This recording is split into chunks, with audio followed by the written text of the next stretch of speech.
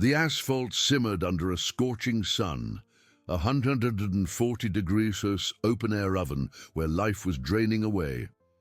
A police officer and her two K9 partners, bound and helpless, fought against death. No one seemed to notice, no one would come, but fate had other plans, delivering their lives into the most improbable hands, a homeless girl. What she did next not only defied the day's cruelty, but left the police in shock. The homeless girl, with her tangled hair and tattered clothes, didn't hesitate. Her eyes, accustomed to deciphering the silent signs of despair on the streets, fixed on the two dogs, an imposing German Shepherd and a robust Rottweiler, both with their fur drenched in sweat and saliva. Weak barks and a hoarse whimper escaped their dry throats, while their bodies, tied with thick ropes to a metal pole, thrashed in spasms of exhaustion. The officer, collapsed beside them, looked like a spectre under the relentless sun, her skin pale and lips cracked, a thin line of dried blood staining the corner of her mouth. The asphalt crackled under the unbearable heat, and the dense air seemed to suck the very life out of everything. The girl felt the soles of her thin shoes burn, but the urgency of the situation superseded her own pain. She knew the pain of loneliness, the despair of abandonment. Those dogs, that woman, were an amplified reflection of her own vulnerability in a world that rarely cared. A crumpled piece of cardboard, discarded by a delivery truck, became her first ally. With small but firm hands, she lifted the cardboard, creating a precarious shadow over the animals' heads. It wasn't much, but it was a momentary relief from the merciless sun. Thirst was a pain she knew well, and the dog's eyes pleaded for water. Nearby, a fire hydrant, long ignored by passers-by, dripped incessantly, a silvery trickle of hope. The sound of the dripping was the only melody amidst the oppressive silence of the deserted street. She ran, stumbling over her own feet, and returned with a plastic bottle cap she had found. Patiently, she began collecting the drops, filling the small cap repeatedly and offering it to their eager muzzles. The German Shepherd, with a last effort, lapped at the water, and the girl felt a small triumph. As the sun continued its assault, the girl realized that shade and water were only temporary solutions. The knots binding the dogs were thick, made to resist. Her eyes scanned the ground for something, anything. A shard of broken glass, glinting dangerously under the sun's rays, caught her attention. With a care that belied her age and inexperience, she picked up the fragment. She approached the first dog. The animal, though weak, tried to growl, but the girl spoke in a calm whisper, a soothing tone of empathy that seemed to cut through the fog of agony. She began scraping the shard against the rope, a slow and exhausting movement. Each friction was a small cut in the fiber, a promise of freedom. The glass shard scraped against the rope fibers, producing a barely audible hiss, but for the girl, it represented the sound of hope. Officer Clara Miller, for an instant, managed to lift her head. Her eyes, previously glazed over, focused on the tiny figure bent over her dogs. A flicker of consciousness ignited in the haze of exhaustion. She tried to speak, but only a sigh scratched her dry throat. The sight of the girl, an unlikely angel in that hell, blurred before darkness claimed her again. Time was an enemy, as relentless as the sun. The small victories, the shade, the drops of water, the first strands of rope giving way, were the girl's only driving force. She didn't know who they were or why they were there. She only knew they needed her. And, in that urban hell, she was the only hope. With the glass shard firm in her hands, she continued to fight against the knots, each scrape an act of pure and desperate courage. The glass shard scraped against the rope fibers, producing a barely audible hiss. But for the girl, it represented the sound of hope. Sweat streamed down her forehead, mixing with dust and grime, but she didn't stop. Her small fingers ached, but the image of the dog's pleading eyes was a more potent fuel than any pain. The German Shepherd, with a faint whimper, watched her movements. a spark of understanding in its clouded gaze. Suddenly, a sharp snap. The rope, finally, gave way. The severed piece whipped through the air before falling onto the hot asphalt. The dog felt immediate relief, but it took a moment to process the freedom. It stretched one paw, then the other, and with a deep sigh, lay its head down, exhaustion still dominating, but with the tension visibly eased. The girl, without losing time, moved to the Rottweiler. The process began again, the sound of glass scraping against the rope, the girl's patience and determination challenging the brutality of the knots. Another snap. The second rope broke. The Rottweiler, more agitated, tried to stand, stumbling before steadying itself. It sniffed the girl's hand, a silent acknowledgement, and then licked her face, a gesture of gratitude that made her smile faintly. The two dogs were free, but the threat of the sun remained. Now, it was Officer Miller's turn. Her wrists and ankles were bound with the same cruelty. The girl knelt beside her, the glass shard again in action. The officer's skin was hot to the touch, and her breathing was shallow. The girl whispered words of encouragement, even knowing the woman couldn't hear them. The sound of the glass against the ropes was softer now, a steady rhythm of urgency. The ropes on Officer Miller's wrists were the first to loosen, then those on her ankles. The woman's inert body remained on the ground. The girl tried to move her, but the officer was too heavy. Despair threatened to engulf her, but she looked at the dogs. "Help," she murmured, pointing to the officer. "She needs shade." The dogs, as if understanding the gravity of the situation, approached. The German Shepherd, with incredible effort, managed to push the officer's shoulder with its muzzle. The Rottweiler, with its brute strength, began to pull the woman's clothes with its mouth, a gentle but firm tug. Together, the three, a tiny girl and two exhausted dogs, began to drag the officer across the asphalt towards the only patch of shade, extending from an abandoned building a few dozen yards away. The dragging sound of clothes and skin against the hot asphalt was the soundtrack of their desperate struggle. Every inch was a victory. The sun still punished them, but hope grew. Finally, under the slender shadow of a broken awning, they stopped. The girl, panting, picked up the plastic bottle cap and ran back to the fire hydrant. The constant dripping of water an invitation to life. She brought more water, not only for the dogs, but also for the officer, carefully pouring the drops onto her cracked lips.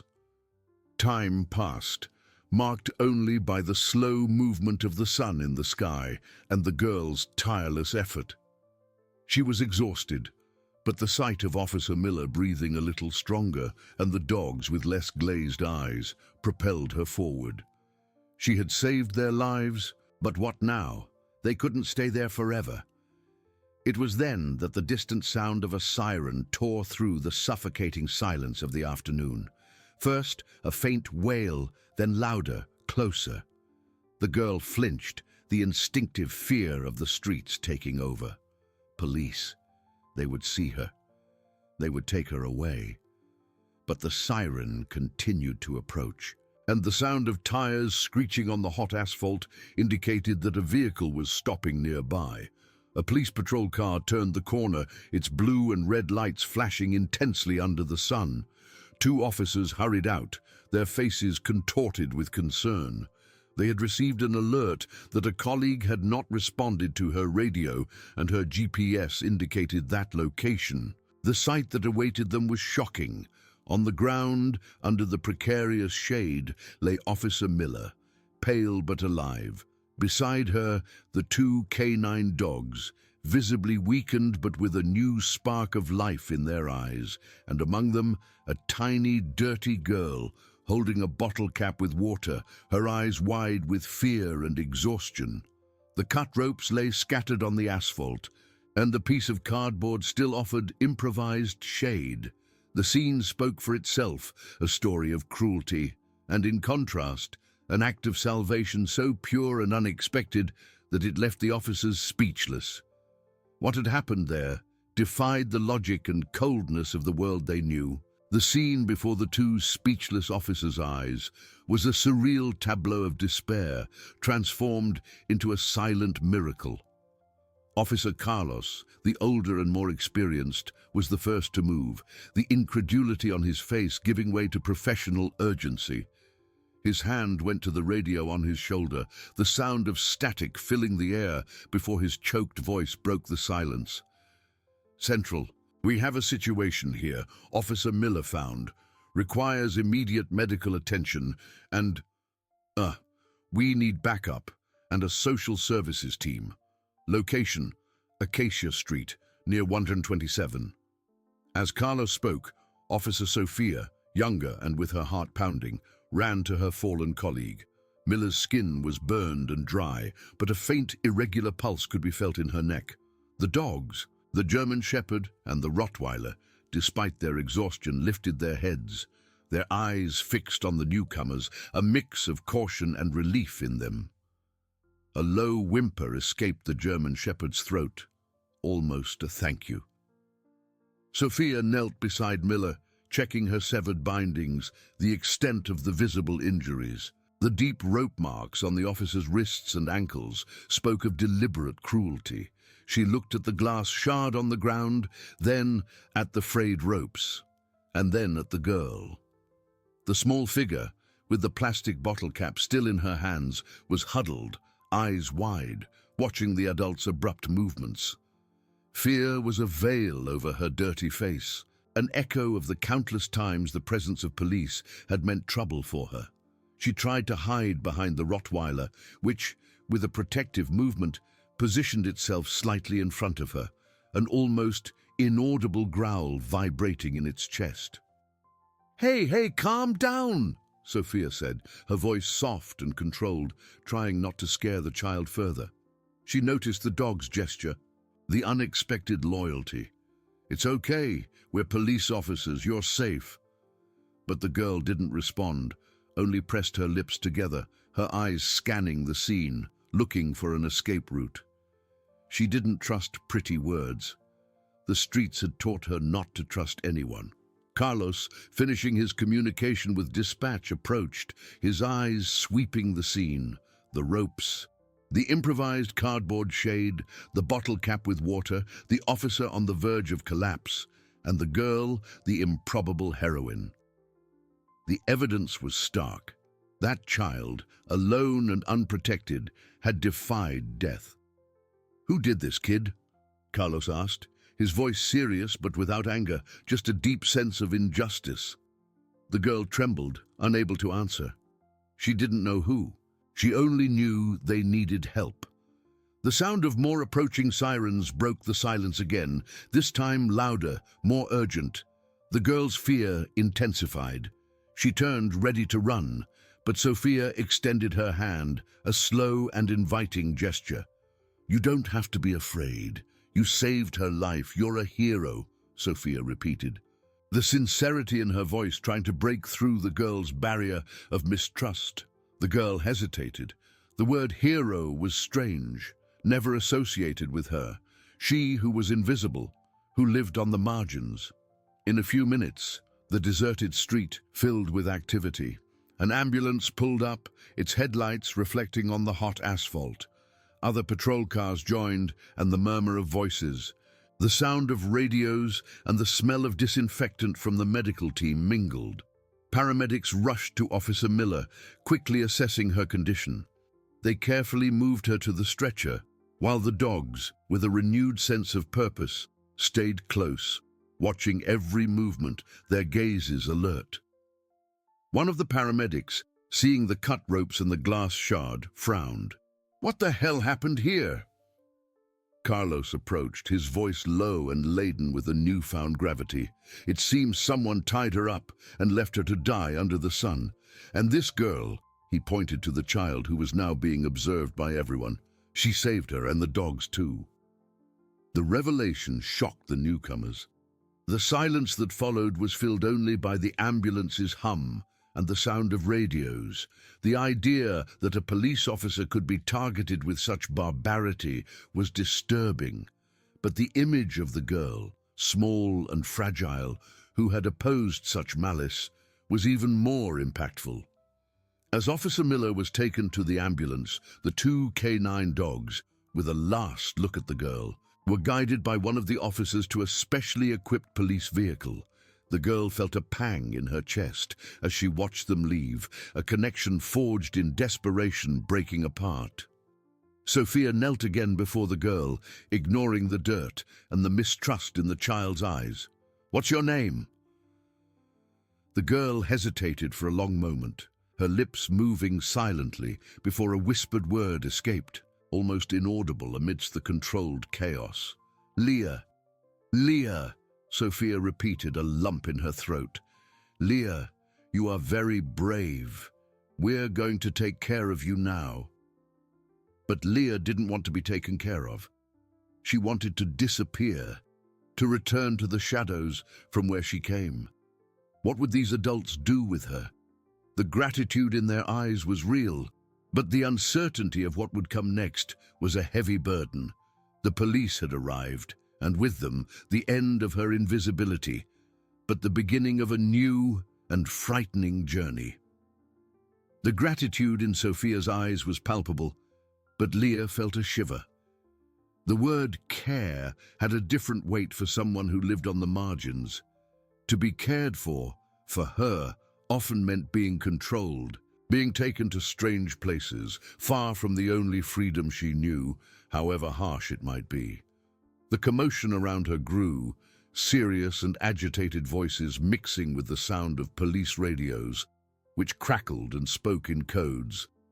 She was the center of all attention, and that terrified her. Sophia, noticing the fear in the girl's eyes, sat beside her, ignoring the hot asphalt and the dirt. "No one is going to hurt you, Leah. We just want to understand what happened and make sure you're okay." Sophia's voice was a balm amidst the chaos, but Leah's mistrust was a high wall. She merely shook her head, her eyes fixed on a distant point as if she could dissolve into the air.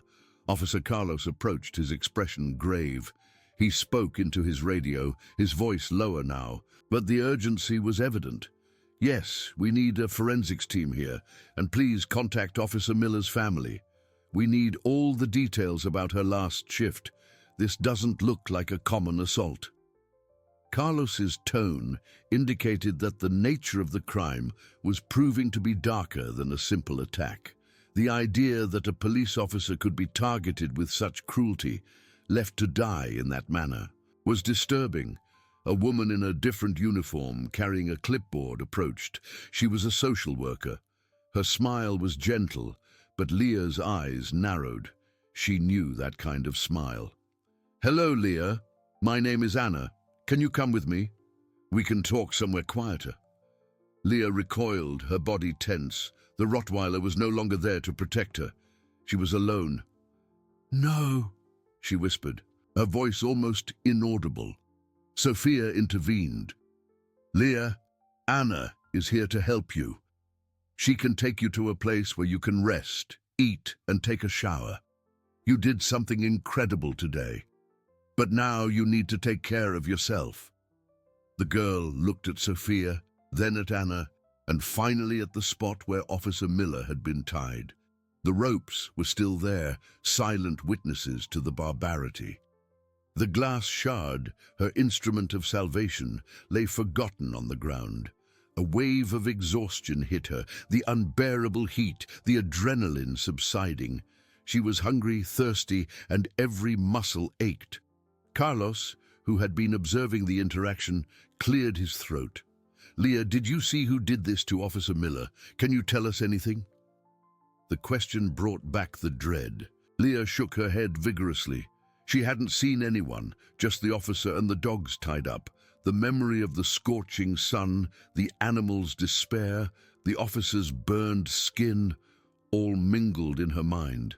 She had no names, no faces, only the urgency to save. Anna knelt, extending her hand to Leah, this time with a small, stuffed puppy. It was a worn brown puppy plush, but with an inviting look. "How about it, Leah? You can take him with you, and we'll help you find a safe place, at least for now." The girl hesitated. The stuffed puppy was soft and unexpected. She had never had a toy. With wide eyes, she extended a trembling hand and took the puppy. The soft texture of the plush was a contrast to the hardness of her life. It was a small gesture, but a sign that perhaps, just perhaps, these people weren't like the others. Sophia smiled, genuine relief on her face. "That's right, come on, Leah, you're safe." As Leah was gently guided by Anna to an unmarked car, the commotion on the street continued. Forensic investigators were already examining the scene, taking photos, collecting evidence. The sun began to set, painting the sky orange and purple. But the shadow falling over Acacia Street brought no relief from the gravity of what had happened there. Carlos watched Leah leave, his face a mask of concern. He knew the girl was key to understanding the extent of the cruelty, but he also knew she was a victim, and her protection was paramount. The image of a police officer left to die, and a street child rescuing her, was a disturbing echo of the fragility of order and the resilience of the human spirit. "We need to find out who did this," Carlos told Sophia, his voice low and firm. "They didn't just attack a colleague, they left her to die in a cruel and calculated way. This is a message, and we're going to find out who sent it." Sophia nodded, her eyes still fixed on the car taking Leah away. The silence that followed was filled only by the click of forensic cameras and the murmur of investigators' voices. The night promised to be long. The search for the truth had barely begun, and the shadow of malice that had touched Officer Miller and the K9 dogs seemed to extend across the entire city, revealing a darkness the police were about to confront. The unmarked car glided through the streets, taking Leah away from the chaos she had unintentionally caused. The worn brown puppy plush, with its floppy ears, was nestled in her lap, her only comfort in a world that had suddenly become noisy and full of stares. Anna, the social worker, tried to strike up a conversation, her voice soft, but Leah merely shook her head or gave monosyllabic answers. The idea of care still frightened her. The streets, with all their harshness, offered a wild freedom she wasn't sure she was willing to trade for any kind of imposed security. Leah's stomach rumbled, a loud sound in the car's silence. Anna smiled gently. "How about we stop for something to eat? You must be very hungry." Leah didn't answer, but the smell of food coming from a restaurant on the corner made her mouth water. She couldn't remember the last time she had eaten something that wasn't scraps. Anna parked the car and took Leah to a small family restaurant. The place was simple, but the aroma of home cooking filled the air. Leah sat at the table, the stuffed puppy held tightly against her chest. She watched Anna place the order, her eyes wide and mistrustful. When the plate arrived, a steak with fries and a fresh salad, Leah hesitated. The last time she had seen so much food at once was in shop windows. Anna encouraged her with a smile. "You can eat, Leah. It's all for you." The girl picked up a fork, her fingers still trembling, and brought a piece of potato to her mouth. The taste was out of this world, hot, salty, crispy. She ate in silence, each mouthful a small miracle. Hunger was a deep hole in her stomach, and the food seemed to fill it with a sense of warmth and security she hadn't known. After the meal, Anna took her to a temporary shelter. It wasn't a luxurious place, but it was clean and warm.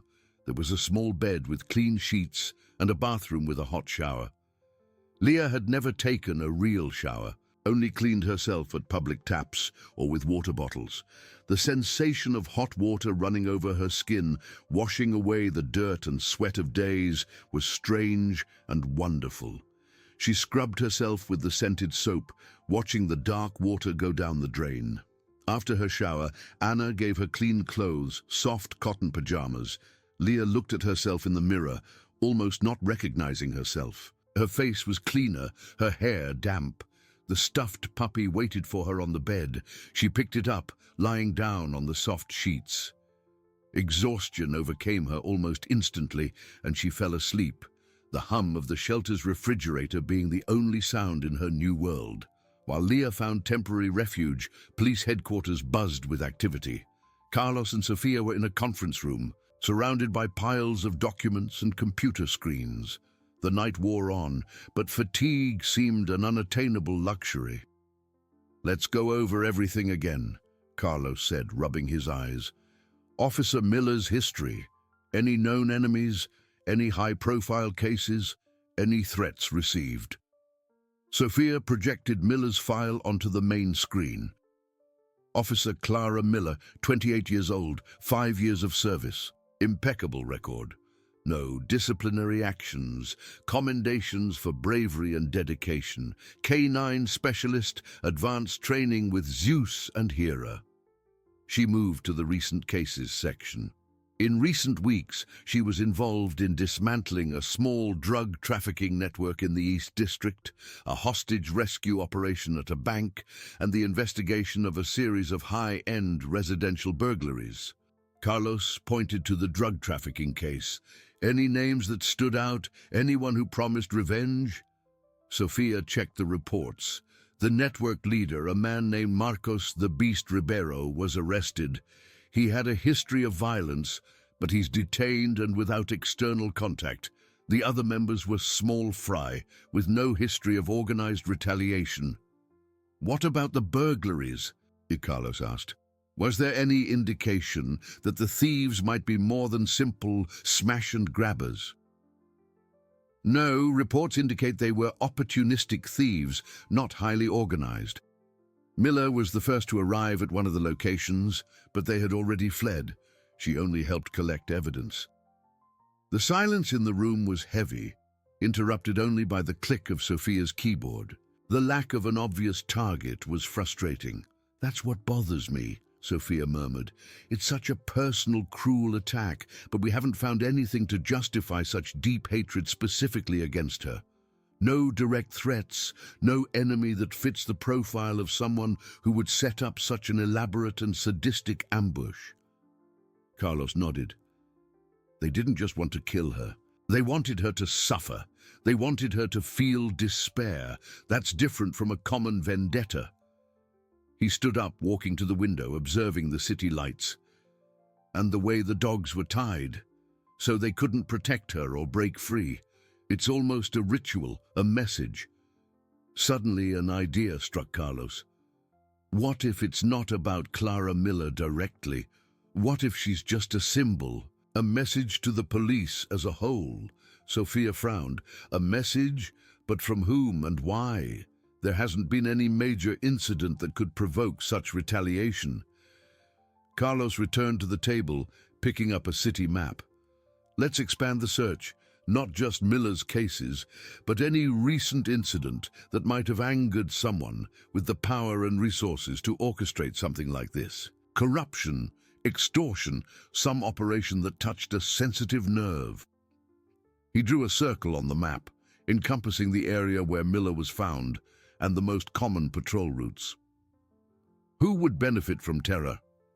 Who wants the police to feel fear? The question echoed in the room, a dark premonition.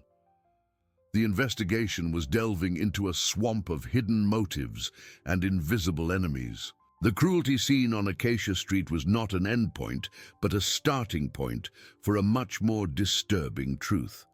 The enemy was cunning and patient, and the hunt for them promised to test the limits of the police force. The night, which had seemed long, now stretched into an uncertain journey where the shadow of malice seemed to grow with each new discovery or each absence of it. Carlos and Sofia, however, could not afford to surrender to the darkness. The conference room remained lit, a beacon of determination against the advancing night. Carlos spread the city map on the table, tracing new routes with his finger. "If it's not about Officer Miller, then it's about what she represents," Carlos pondered, his voice hoarse with fatigue. "The police. Order. Someone wants to sow fear, to show that we are vulnerable." Sofia nodded, typing quickly on the keyboard. But who? An extremist group? A faction that felt threatened by some recent operation, not necessarily Miller's.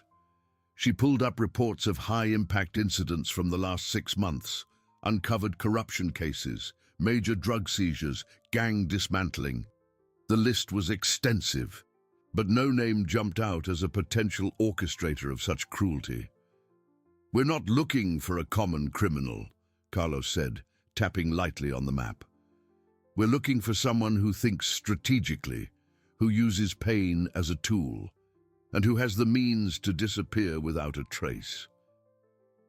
A soft beep sounded from Sophia's computer. "I found something, a pattern. In the last 2 years, there have been 3 cases of police vehicles damaged in isolated areas. Flat tires, sabotaged engines. Nothing serious, no injuries, but always in locations with poor visibility and no security cameras." Carlos frowned. 3 cases? Were they treated as random vandalism? Yes, but what strikes me is the precision. They weren't just acts of anger. The tires were cut in a way that caused them to deflate slowly. The engine wires were cut in a way that caused a total failure, but without an explosion. Always maximum inconvenience with minimum evidence. "And what does that have to do with Miller?" Carlos asked, his mind racing. "Maybe nothing directly, but what if it's a progression? First, small attacks to test the limits, to see the reaction. Then, something more audacious, as if they were escalating the violence, becoming more confident." The silence in the room was filled by the distant sound of a siren passing on the street. The idea of a growing, calculated threat was more disturbing than an isolated attack. "Let's revisit these vandalism cases," Carlos decided. Who was patrolling those areas? What were the complaints? Was there any interest group in the region? Meanwhile, miles away, Leah woke up. The faint morning light filtered through the shelter window, painting the walls a soft orange. The smell of coffee and fresh bread came from the kitchen, an aroma she had never associated with waking up. She stretched, feeling the softness of the sheets, the warmth of the pajamas. The stuffed puppy was beside her, a silent companion in her new world. She got up, her bare feet touching the cold floor. She walked to the window, watching the street movement. Cars passed, people hurried. It was a different world from the silent, dangerous alleys she knew. A world that seemed to have rules and routines she didn't yet understand. Anna, the social worker, appeared at the door, a gentle smile on her face. "Good morning, Leah. Did you sleep well?" Leah merely nodded, her large eyes still carrying a subtle mistrust. "Breakfast is ready," Anna said, indicating the kitchen. "What would you like to eat?" The girl hesitated, her eyes fixed on Anna. She wasn't used to having choices. On the streets, food was a matter of luck, not preference. "Bread and coffee, maybe," she finally murmured, her voice a whisper. Anna smiled. "Of course. Come on." Leah sat at the table, watching Anna prepare the coffee. The sound of the kettle boiling, the aroma of toasted bread, small details of a normal life that were new to her. She picked up a slice of bread, carefully spreading butter. As she ate, a flash of memory hit her. The sound of a distant engine, a different noise from common cars, just before finding the officer and the dogs. A sound that, at the time, she had ignored, but which now, in retrospect, seemed strangely out of place. She said nothing, just continued to chew, the thought lingering in her mind. It was an insignificant detail, a distant hum, but it somehow stuck in her memory like a grain of sand in a shell. At police headquarters, Carlos and Sofia delved into old reports. The small attacks theory gained strength. If the assailant was escalating, then the cruelty against Officer Miller was not the end, but a warning. A warning that something much bigger was coming, and the city, still oblivious, was about to feel the weight of a shadow that deepened with each passing hour. The search for a simple criminal had turned into a race against an invisible, cunning, and terribly patient enemy. Carlos and Sofia delved into old reports, the weight of the night and the urgency of the investigation marking their faces with fatigue. The escalation theory, once mere speculation, now seemed to have a solid foundation, a disturbing backbone for the cruelty they had witnessed. The vandalism incidents, previously filed as minor cases, were now the focus of meticulous analysis. All the vehicles were patrol cars, Sofia murmured, pointing to the screens displaying photos of cut tires and sabotaged engines. They were standard cars, without special identification, but unequivocally police vehicles, and always in peripheral areas, with little movement, usually between midnight and 4 in the morning. Carlos observed the images, his mind racing. Tires cut with surgical precision, engine wires severed in a way that caused failure without leaving traces of brute force. The method was calculated, cold. "It's not a common vandal throwing a rock," he pondered, his voice hoarse. "It's someone who knows what they're doing, who studies their targets and plans every step." "And the strangest thing," Sofia continued, her fingertip gliding over the data on the screen, "is that in 2 of the 3 cases, the officers in the patrol cars were newly graduated or in their probationary period, no history of major operations or known enemies." Carlos stopped abruptly, the new information reverberating in the silent room. "Newly graduated? That changes everything. If it's not about personal retaliation, and it's not about a specific group of criminals that Officer Miller dismantled, then it's about vulnerability. It's about showing that anyone can be a target. It's about breaking the morale of the force." A shiver ran down Sofia's spine. The image of Clara Miller on the verge of death, with the dogs tied up, took on new meaning. It wasn't just cruelty, it was a demonstration of power, a grim warning. "They didn't just want to hurt Miller," she said, her voice almost a whisper. "They wanted to send a message, and the message is, no one is safe." "Let's cross-reference this data with Officer Miller's patrol routes in the days leading up to the attack," Carlos instructed, turning to the map. "Was she in any of these vandalism areas, or on a similar, equally vulnerable route?" Sofia typed frantically, overlaying maps and schedules. The computer hummed softly as it processed the information, an electronic melody in the orchestra of the investigation. Meanwhile, at the shelter, Leah was adapting, albeit slowly, to her new routine. Breakfast had been a strange experience. With the freedom to choose what to eat and the comforting silence of the kitchen, afterward, Anna took her to a small room with toys and books. "You can stay here as long as you want," Anna said with a gentle smile. "If you need anything, just call." Leah merely nodded, her large eyes still scanning the colorful objects. She picked up a storybook, the pages smelling of new paper, a sensation she had never had before. She sat on the floor, leaning against the wall, and began to flip through the illustrated pages. The soft sound of Anna's voice, talking to another social worker in the hallway, was a distant background to her thoughts. The image of the engine she remembered from that fateful morning returned, more vivid now. It wasn't the familiar noise of a passenger car or a garbage truck. It was a deep, continuous hum, almost a mechanical growl that seemed to hang in the air, muffled, as if coming from a large vehicle, stopped or moving extremely slowly. She remembered feeling the vibration on the ground, even before seeing anything. It was a sound that didn't fit into the chaotic symphony of the city. She closed the book, the memory fixing itself with more clarity. It wasn't a fast-moving car. It was the sound of something large, perhaps a utility vehicle or a van, that was there, stopped, or moving very slowly, almost crawling, and then disappeared. Like a giant insect flying low and vanishing. She couldn't associate the sound with any specific vehicle she knew from the streets. It was different. Leah stood up, walking to the window. The street outside was busy, but she tried to recreate the oppressive silence of that morning. the suffocating heat, and that peculiar sound. It was a hum that seemed not to belong to that place, to that moment, and which now, for some reason, wouldn't leave her alone.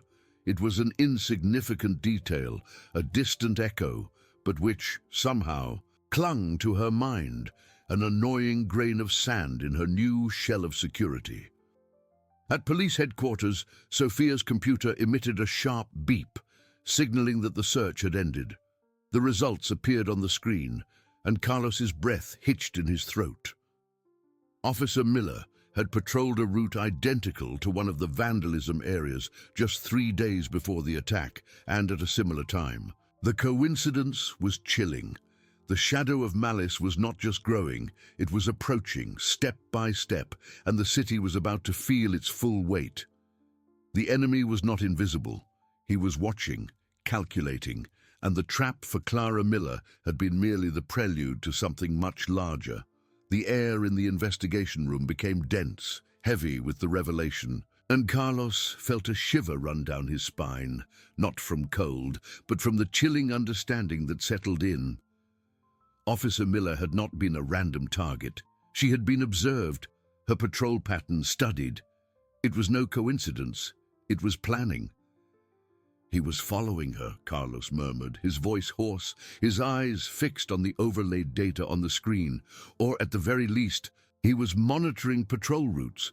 The vandalism wasn't just to test the limits, it was a reconnaissance phase, a rehearsal. Sophia nodded, her face pale. And the newly graduated targets, perhaps to see the force's reaction to smaller attacks, to gauge vulnerability. She moved the cursor, highlighting the common points between the vandalized patrol routes and Miller's.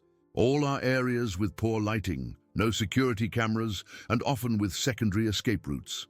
The pattern is clear: isolation and discretion. Carlos slammed his fist on the table, a dry sound that echoed in the room. We need a list of all suspicious vehicles seen in these areas on the days and times of the vandalism incidents, and, crucially, on Officer Miller's route in the days leading up to the attack. We're not looking for a common passenger car. We're looking for something that could have been used to transport Miller and the dogs, something that wouldn't attract attention in a peripheral area. He turned to Sophia. Vans, utility vehicles, service vehicles, anything out of the ordinary. Sophia began typing, her fingers flying over the keyboard. We'll cross-reference with stolen vehicle registrations, rental car companies, anything that can give us a clue.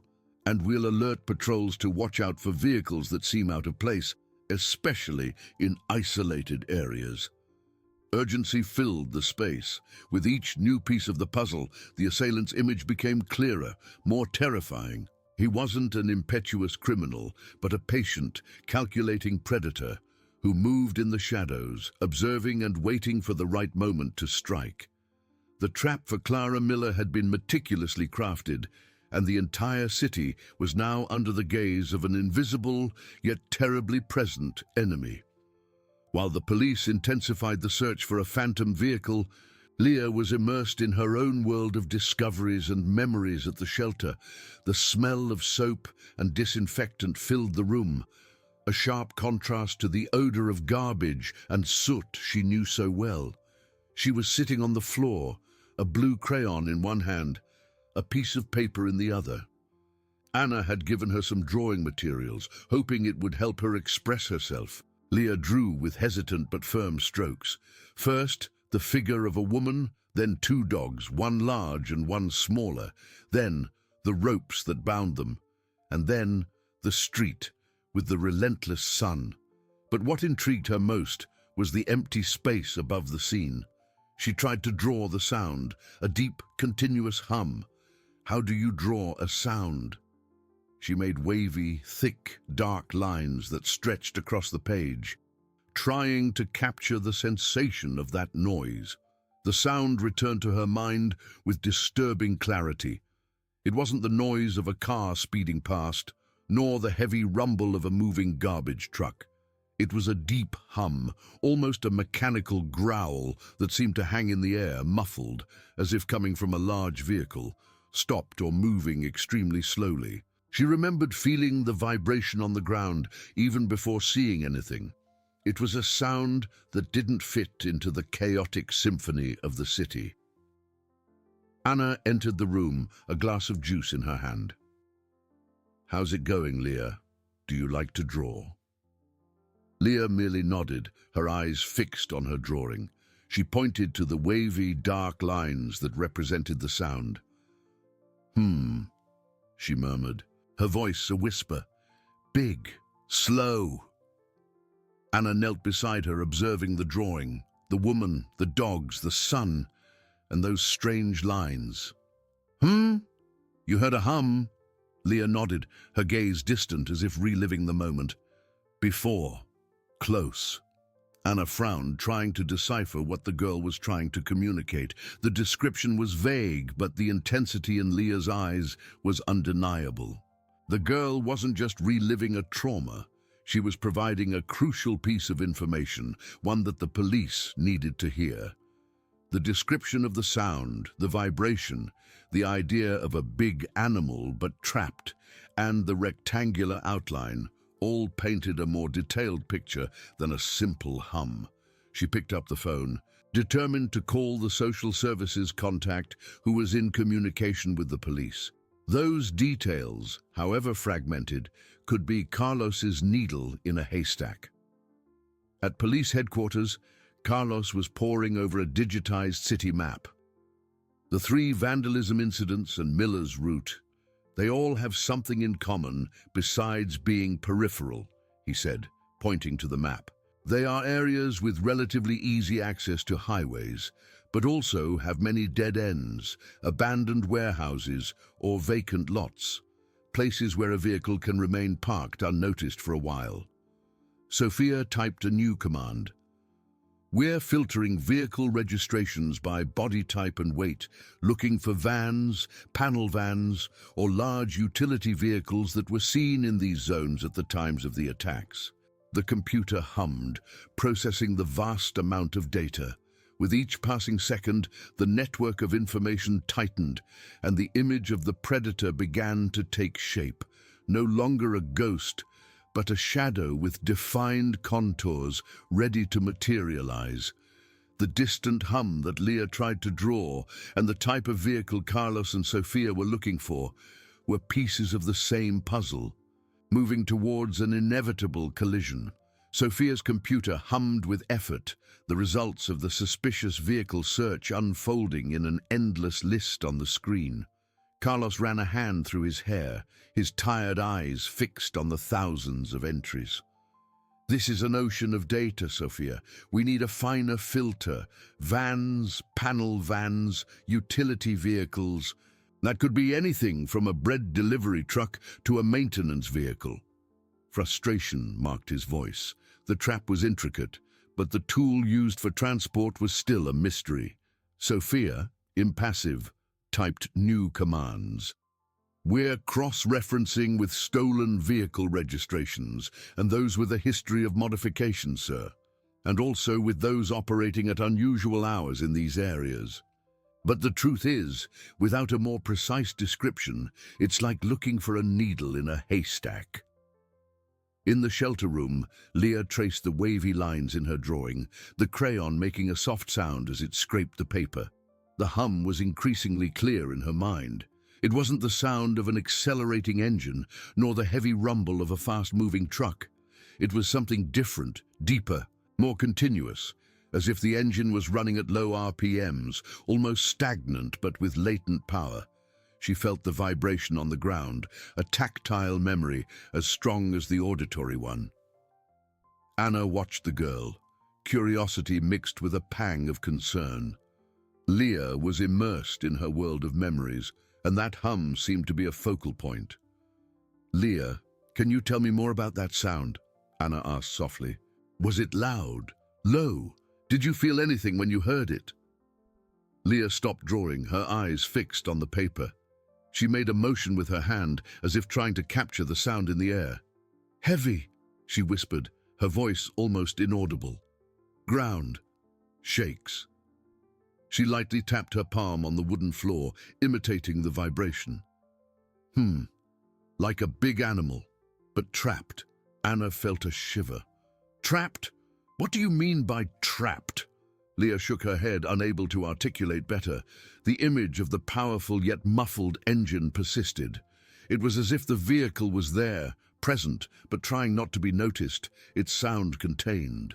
The girl picked up another crayon, a dark brown, and drew a shapeless outline above the wavy lines, a large rectangular shape, without windows. "Did you see the vehicle, Leah?" Anna asked, her voice laden with new urgency. Leah shook her head. "Only sound, and then it disappeared." She pointed to the empty space on the page. "Like a ghost." Anna realized that Leah wasn't just reliving trauma. She was providing a crucial piece of information, one the police needed to hear. The description of the sound, the vibration, the idea of a big animal but trapped, and the rectangular outline all painted a more detailed picture than a simple hum. She picked up the phone, determined to call the social services contact who was in communication with the police. Those details, however fragmented, could be Carlos's needle in a haystack. At police headquarters, Sophia's phone rang. It was the social services contact. Sophia listened intently, her face furrowing in concentration. She hung up and turned to Carlos, her eyes wide. "Sir, the shelter social worker called. The girl, Leah. She's drawing what she remembers. She describes a sound, a deep, continuous hum. She said the ground shook and that the sound was heavy, like a big animal but trapped. And she drew a large rectangular shape, without windows, which she didn't see, but associated with the sound." Carlos felt an electric shock. A big animal but trapped. A deep, continuous hum that makes the ground shake. He repeated the words, his mind racing. It wasn't a passenger car. It wasn't a garbage truck. It was a large vehicle, yes, but with an engine that operated in a particular way, perhaps to avoid attracting attention or to keep something inside. "Refrigerated," Carlos whispered, the word escaping his lips. "A refrigerated van, or perhaps a modified utility vehicle with an internal generator. The refrigeration or generator engine would produce a constant deep hum and make the vehicle vibrate, even when stopped or moving slowly.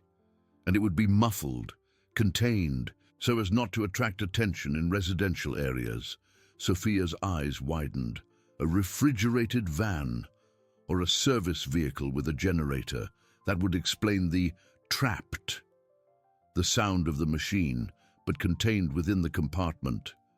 "Exactly," Carlos confirmed, his voice now full of new energy.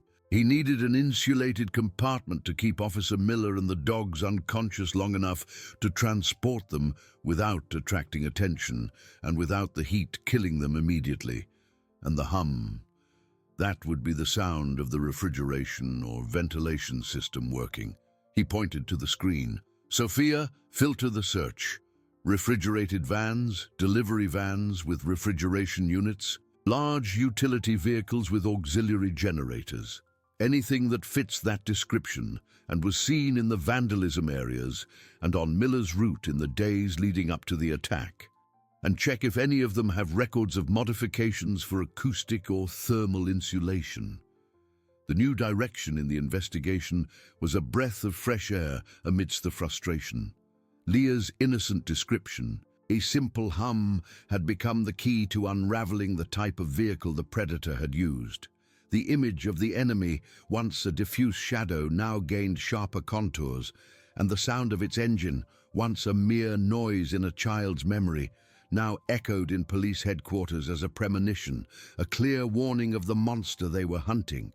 The puzzle was coming together, and the truth, cold and brutal, was about to be revealed. The word refrigerated hung in the air at police headquarters, charged with a new and electrifying urgency. Carlos pointed to the screen, his voice now a clear and precise command. "Sophia, filter the search. Refrigerated vans, Delivery vans with refrigeration units, large utility vehicles with auxiliary generators, anything that fits that description, and was seen in the vandalism areas and on Miller's route in the days leading up to the attack. And check if any of them have records of modifications for acoustic or thermal insulation. Sophia's fingers flew over the keyboard, the precise commands rewriting the search logic. The hum of the computer, once a constant murmur in the background of the room, now seemed to pulse with renewed urgency, as if the machine also sensed the imminence of discovery. The vast network of data that once stretched like an endless ocean began to contract. Thousands of entries were eliminated in seconds, lines of text scrolling across the screen at dizzying speed. The list of suspicious vehicles, which had once been a complex and almost illegible tapestry, now unfolded into a narrower, more defined path. We're cross-referencing GPS data with incident times and Leah's descriptions, Sophia announced, her eyes fixed on the screen as the list of potential targets shrank. We filtered for vehicles that passed through the vandalism areas and Officer Miller's route, with stops or slow movements at the indicated times. The air in the room grew dense, charged with anticipation. From thousands of entries, the list contracted to dozens, then to a dozen, and finally to just 3 vehicles. 3 vans, all white, all with refrigeration units or auxiliary generators, all with records of passing through the areas of interest at critical moments. Carlos leaned over the table, his face tense, his eyes scanning the details of each one. Check the owners. Criminal history, licenses, anything that could be a red flag. Sophia typed more commands.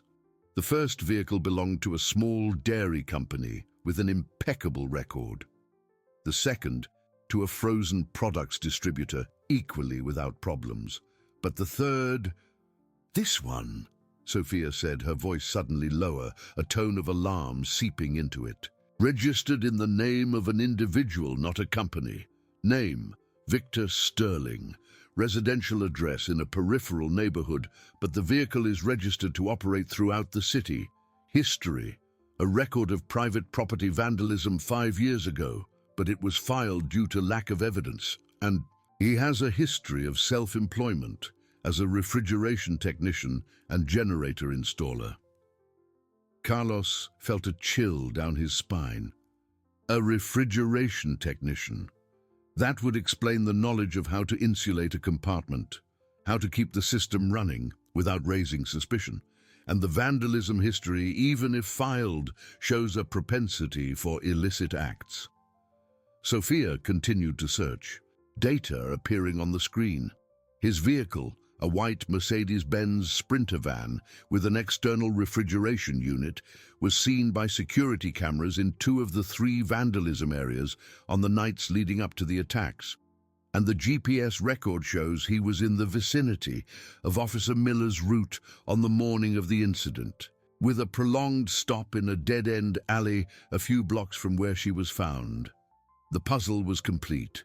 Leah's hum, the big animal but trapped, had materialized into a white van, driven by a man with a questionable past and technical knowledge that perfectly fit the mechanics of the crime. The predator was no longer a diffuse shadow. He had a name, an address, and a vehicle. Victor Sterling, Carlos repeated, the word heavy on his tongue. Prepare a surveillance team. I want that van tracked 24 hours a day. I don't want him out of our sight for a second. And dig up everything on this man, contacts, routine, everything. Police headquarters, once a cauldron of frustration and scattered data, now buzzed with focused and relentless energy. The hunt had truly begun, and the muffled sound of a refrigerated van's engine, the macabre melody of the trap, now echoed in the investigators' ears like the call of prey about to be cornered.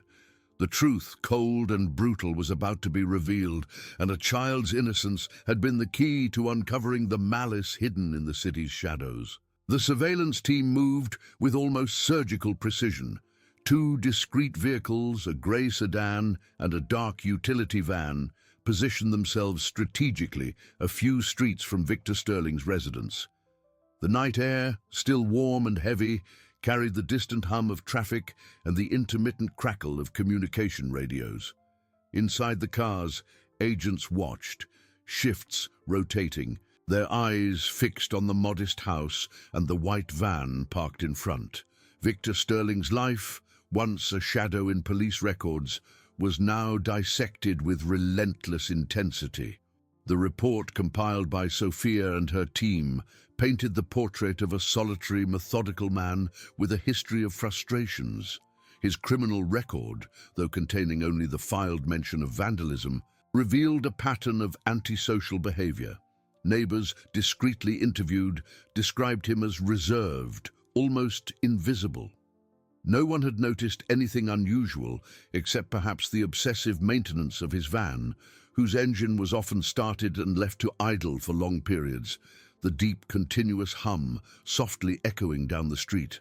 Carlos, at headquarters, reviewed every detail. Victor's work as a refrigeration technician took him to various points in the city, often at irregular hours. He was a ghost, moving unnoticed, blending into the urban landscape. The surveillance team confirmed this routine. The white van, with its slightly dented side panel, a small deformity Leah couldn't have seen, but which was now a crucial detail for identification, was his extension, his mobile hideout. Days dragged on in escalating tension. The scorching midday sun turned the interior of the surveillance vehicles into ovens, but the agents maintained their posts. The soft click of a camera broke the silence when Victor went out to buy something or make a delivery. His movements were calculated, unhurried, almost indifferent. He seemed oblivious to the web closing around him. On the third day of intensive surveillance, something changed. Victor did not follow his usual delivery routine. Instead, his white van headed east of the city, a densely populated residential area with several schools and playgrounds. The surveillance agents, maintaining a safe distance, watched him park on a quiet street, near a playground where some children played under the watchful eyes of their parents. Victor did not leave the vehicle. He remained seated at the wheel, his head slightly tilted, observing. His eyes, invisible behind the tinted glass, were an unsettling presence. The van's engine remained on, a deep, constant hum, barely audible, but present, like the pulse of a predator lurking. Carlos's heart tightened upon receiving the report. "He's looking for a new target," he whispered, his voice rough. Sophia, beside him, nodded, her face pale. Leah's innocence had unmasked the monster, and now the monster was again at large, studying his next move. "We can't wait any longer," Carlos decided, slamming his hand on the table. The dry sound reverberated in the room. "I want a team ready to approach him. Not now, not at the playground. He's too methodical, too careful. We'll wait for him to drive away to feel safe. But from now on, every move he makes is a potential threat. And if he tries to approach a child, an animal, the order is to intervene immediately." Police headquarters, which had previously buzzed with energy, was now imbued with a cold, uncalculating determination. Sophia's radio crackled softly, transmitting the orders. The hunt was about to end, but danger still loomed, a silent and invisible threat, like the contained hum of a white van's engine that watched, from a distance, innocence at play. The net was cast, and the predator unknowingly was already in it. The truth, cold and brutal, was about to be confronted. The order to intervene hung in the air at police headquarters, transforming the atmosphere from tension to feverish anticipation. Carlos gestured to the tactical team, already assembled and on high alert. "He's moving. He's left the park area. He's heading west, towards a more isolated industrial zone. This is our chance." Sophia's radio crackled, transmitting the white van's updated location. Victor Sterling, unaware of the net closing in, drove calmly, the vehicle's engine maintaining its deep, constant hum. The surveillance team followed closely, keeping the precise distance, their trained eyes missing no movement. Within minutes, the operation was put into action. Sirens would not be used yet. Surprise was crucial. Two unmarked police cars, already strategically positioned, accelerated, cutting off the van's path on a narrow dead-end street.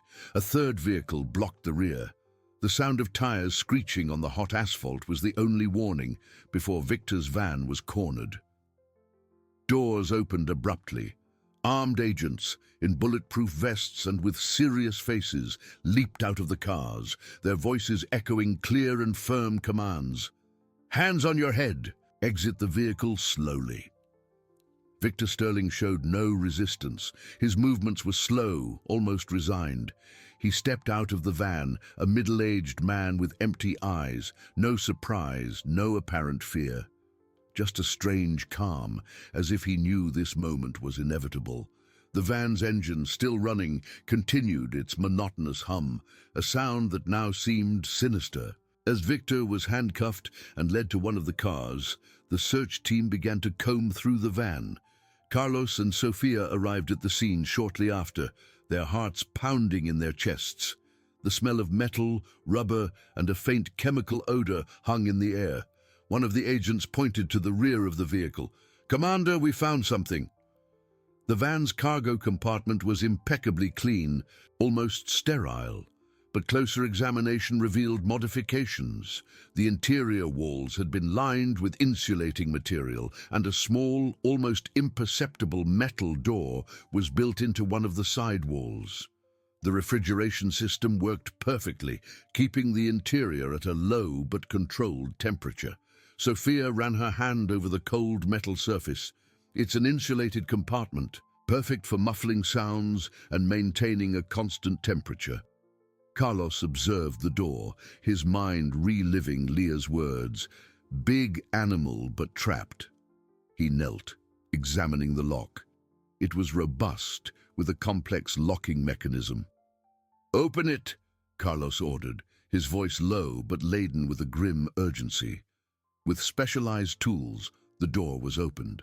Inside, the space was even narrower, dimly lit by a small LED lamp. On the floor, covered by a dark tarp, were scratch marks and small fragments of dog hair. Beside it, a roll of heavy-duty adhesive tape and a pair of plastic handcuffs were arranged in a toolbox. The air inside the compartment was cold and dense, with a metallic and disinfectant smell. The sight confirmed their worst suspicions. The hum, the big animal but trapped, the refrigerated van, everything fit with terrifying precision. Victor Sterling was not just a vandal. He was a methodical predator who had transformed his work vehicle into a mobile cell. "He used this," Sophia whispered, her face pale. "The dogs were tied and put in here. Officer Miller, too. The insulation, the refrigeration, all to keep them under control, to prolong the suffering, to prevent anyone from hearing." Carlos felt a wave of nausea, but also a bitter satisfaction. The monster had been captured.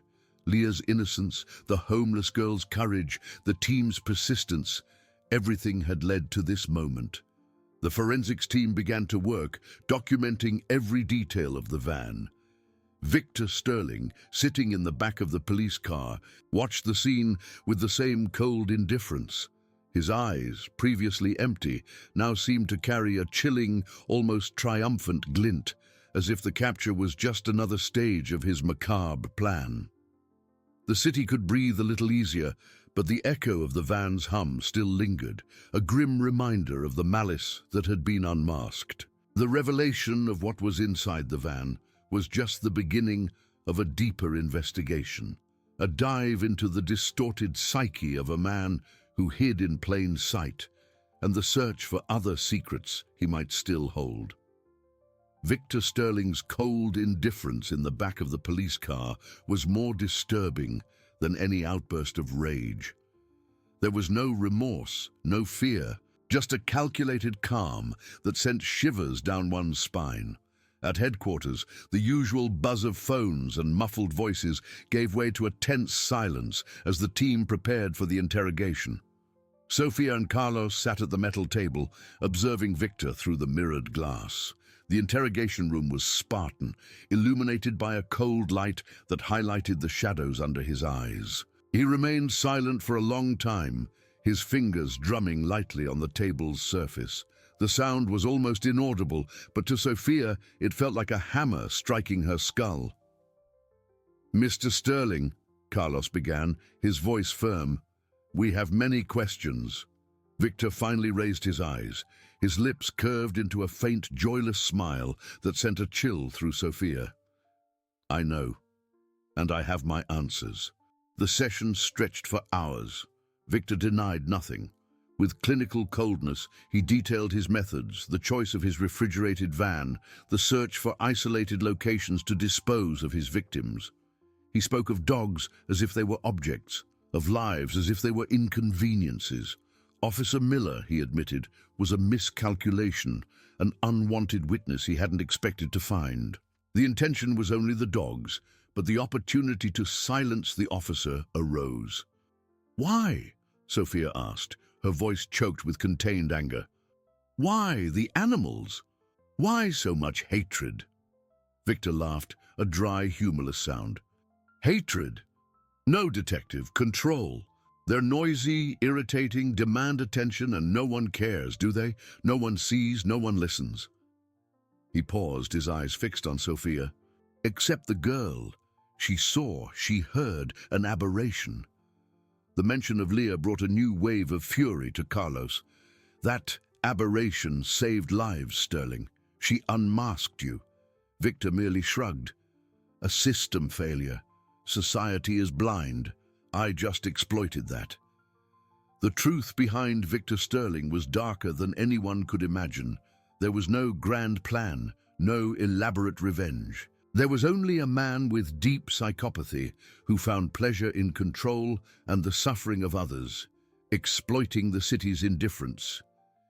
His criminal record, previously seen as minor, now revealed a pattern of escalating cruelty, starting with small animals in childhood, moving to vandalism, and culminating in acts of torture and abandonment. Society indeed had failed to see him, to hear the whispers of his developing malice. As the confession proceeded, the forensics team in the van discovered more. Animal blood stains, hair samples from different breeds, and traces of potent sedatives. The secret compartment wasn't just for Officer Miller's dogs. Victor had a history, a mobile graveyard of silent victims. The extent of his cruelty was vast, spread over months, perhaps years. News of the case and the predator's identity exploded in the media. Leah's story, the homeless girl who, with her intuition and courage, had broken the cycle of terror, touched the hearts of thousands. Her image, once invisible on the streets, was now a symbol of hope and a painful reminder of the vulnerability of homeless children. Donations began to pour into shelters. Assistance programs were revitalized, and the discussion about social indifference gained new urgency.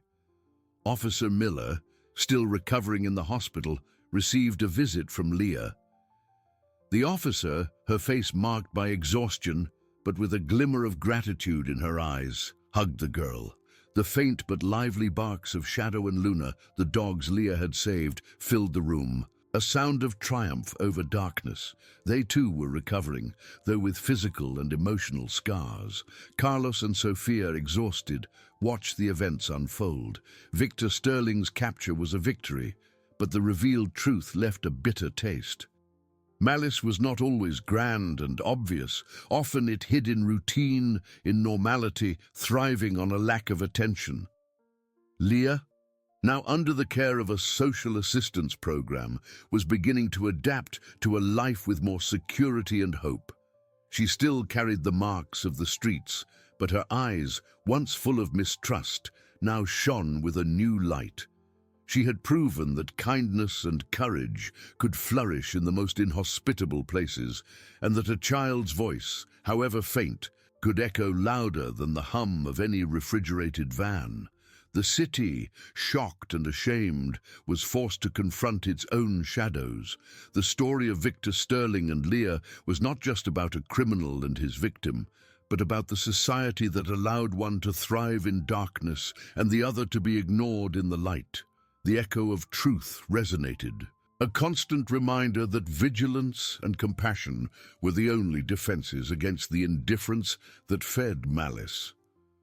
The sun, which once burned like a merciless oven, now seemed to illuminate a path to a future where no one would be invisible again.